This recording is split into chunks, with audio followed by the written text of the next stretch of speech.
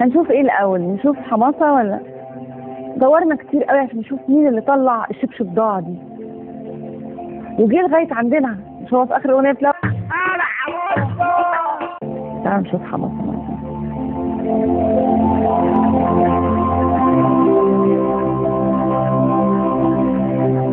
ولا صبري.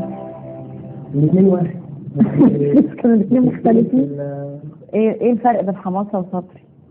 صبري خريج بكالوريوس تجاره، والدي رئيس الجيش، أسرة عادية جدا متوسطة، 3 أولاد وبنتين الحمد لله وحياة جميلة.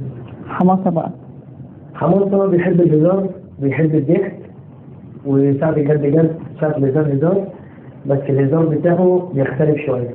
بيختلف ازاي بقى؟ يعني عبارة عن إفيهات وكلمات، وفي موهبة من عند ربنا بستغلها. ليه ما يبقاش حماسة هو صبري؟ ليه ما يبقاش البكالوريوس تجارة اللي بابا رائد في الجيش هو اللي بيحب الهزار اللي بيغني؟ يعني بحاول اخلط ما بينهم بس مش عارف عشان يعني كل بيت ليه مشاكله طبعا. اهلك؟ لا اهلي الحمد لله. ما الحمد لله على كل حاجة، لكن معترضين يعني؟ لا بالعكس. ما بتقول كل بيت فيه مشاكل يعني ايه؟ يعني مشاكل عقلية زي اي بيت. ما انا بقول لك مش موافقين على غنى يعني؟ لا موافقين طبعا ومشجعيني. امال ايه مشاكل يعني ايه اللي جاب مشاكل في البيت اللي احنا بنقوله؟ مشاكل الأسرة. في اي بيت، مفيش بيت ما يخلاش من مشاكل. ايه دخل ده حماسة بصبر؟ يعني انا ما بحاولش اخلط صبر اللي في البيت بحماسة اللي تحت. ليه بقى؟ يعني عشان ما اثرش عليا. في حاجة ربنا مديهاني موهبة، هزار مع اصحابي، ويكون واحد فيه اللي مكفيه. يعني انت قصدك ان اخلاق حماسة؟ لا الاخلاق واحدة. تصرفات حماسة ما ينفعش تبقى في البيت؟ لا تصرفات واحدة.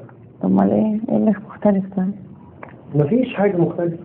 لا ما هو في حاجة مخلياك ما تبقاش انت، يعني في حاجة انت معترض عليها مخلياك مش عايز تبقى انت. لا مفيش حاجة. زي ما انا اجي مثلا دلوقتي انا اسمي ريهام فاعمل كليب واحط اسم داليا. تمام. ليه؟ القصد الكلام ده ان انا لما اكون حماسة تحت مش هفضل بقى ايه تحت دي؟ يعني في الشارع مع اصحابي مع ناس كتير، مش هفضل اقول لهم انا خريج واسمي وعندي وكده يعني. بسيط يعني. فبسيط عادي، سألت اجاوب هزار نضحك ونفرفش كده يعني. طب احنا عشان نعرفك للناس في اغنية فرقعت جامد جدا بتاعت الشبشب دي. تمام. جت الفكرة منين؟ جت الفكرة ان احنا خارجين انا واصحابي، كان يوم وقفة بالليل، فقابلنا شاب صغير فعمال يعيط، مالك في ايه؟ قال لي ده الشبشب ضاع. فبصيت لاصحابي كده فضحكنا، فقلت له الحق الشبشب ضاع. طب هو شكله ايه ندور معاك؟ قال لي ايه؟ شبشب طويل وبصباع. قلت له يعني زنوبه؟ قال لي قلت له الحق ده الشبشب ضاع. الحق ده كان بصباع. انت مش الحق يعني؟ لا مش يعني. في فرق كبير قوي بين الحق الشبشب ضاع انا كان بصباع واللي احنا سمعناه. يعني هي كانت طالعه الحق. طالعه منين؟ يعني طالعه مني. يعني مش طالعه مني باللفظ اللي اتسمع وسط الناس يا شيخ اطلاقا. يعني هي الاغنيه اللي اتسمعت دي ما كانتش بصوتك؟ لا مش بصوتي. مش بصوتك؟ لا. بصوت مين؟ صوت ناس تانية، بس انا بغني مود تاني. طب غنيها لك. الشبشب ده الحق شبشب ده، الحق كان بصباع، الحق كان زنوبة والطيارات مقلوبة. وبعدين بقيتها ايه طيب؟ ايه اللي جاب الطيارات للزنوبة؟ يعني بحاول اشد الناس من الفيه تاني. زي ما عملت حاجات كتير وقلدت على الاغاني الشعبي بكلمات تانية. زي ايه يعني؟ قول لنا.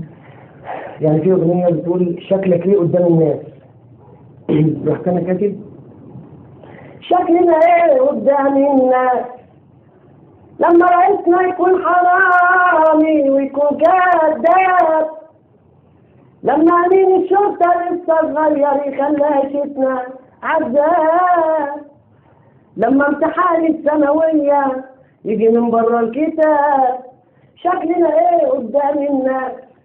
انت عدلي يلي امنتك على سر بلادنا، تبعت ظابط لسه صغير يخطفوا ولادنا، وافضل اصرخ بصوتك وبحضن الام تاني، اصلك انت لسه ما جربتش ان الدماغ غالي، شكلنا ايه قدام الناس؟